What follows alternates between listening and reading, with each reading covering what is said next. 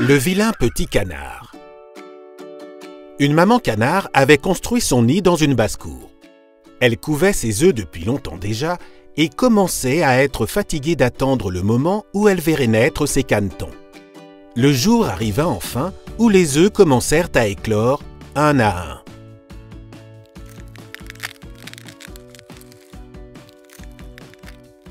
« Vous êtes tous là ?» demanda la mère. « Non, je ne les ai pas encore tous. »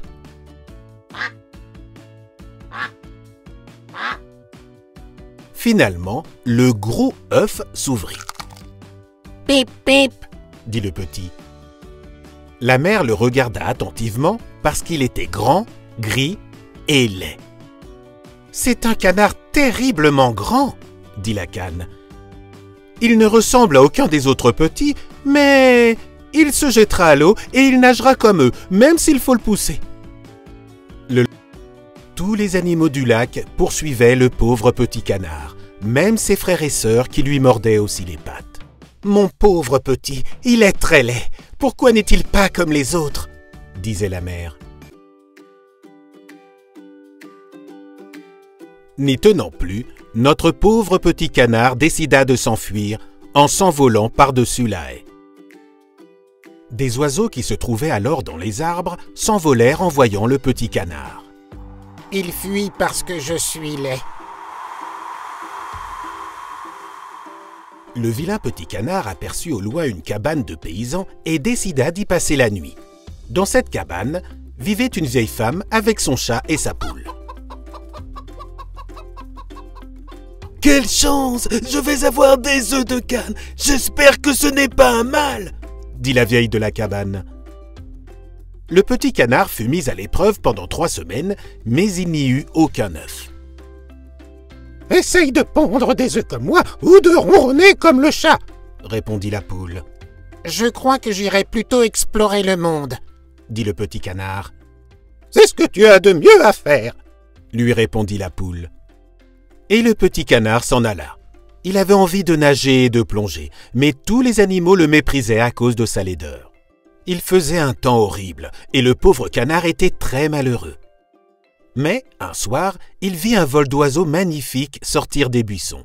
Le petit canard n'avait jamais vu d'oiseaux aussi splendides. Leurs plumes étaient blanches et leurs coups très longs et souples. Ils déployaient leurs superbes ailes pour aller vers des terres plus chaudes. Le temps passa et l'hiver froid s'installa soudain. Le pauvre petit canard resta toute la nuit prisonnier de la glace. Mais, au petit matin, un paysan qui passait par là cassa la glace et emporta l'animal bien au chaud dans une couverture pour le montrer à sa femme. Le petit canard fut accueilli avec joie à la ferme et grâce à ce couple de fermiers, il put survivre à l'hiver glacial. Au printemps, le petit canard put de nouveau battre des ailes. Il pouvait se soutenir avec plus de force qu'avant et mieux voler. 3 beaux cygnes s'envolèrent des buissons et se posèrent sur l'eau. Le petit canard reconnut les beaux oiseaux qu'il avait déjà vus. « J'aimerais partir avec eux, » pensa-t-il. « Ils me tueront à coups de bec si je m'approche d'eux car je suis très laid. Mais tant pis. Je préfère mourir sous leurs coups qu'à cause de tous les dangers que j'ai déjà courus. » Il se jeta à l'eau et nagea vers les beaux cygnes qui, en le voyant, accoururent avec grand intérêt. Il vit sa propre image qui n'était plus celle d'un oiseau gris et laid. Il était devenu un magnifique cygne. Peu importe qu'on soit né dans une mare au canard, si on sort d'un œuf de cygne. Les vieux cygnes jouaient autour de lui et le caressaient du bec. Des enfants vinrent leur lancer du pain et du blé. Le plus jeune cria. « Il y a un nouveau cygne !»« Oui, il y en a un autre !» répétaient ses camarades. « Le nouveau, c'est le plus mignon. Il est si jeune et si beau !» Les vieux cygnes s'inclinèrent devant le nouvel arrivant. Il était si heureux. Il se rappelait combien il avait été maltraité, alors que maintenant, tout le monde lui disait qu'il faisait partie des oiseaux les plus beaux du monde.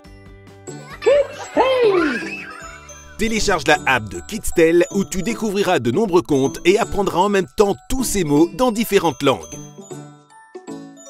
Inscris-toi sur le canal de YouTube et ne manque aucun conte.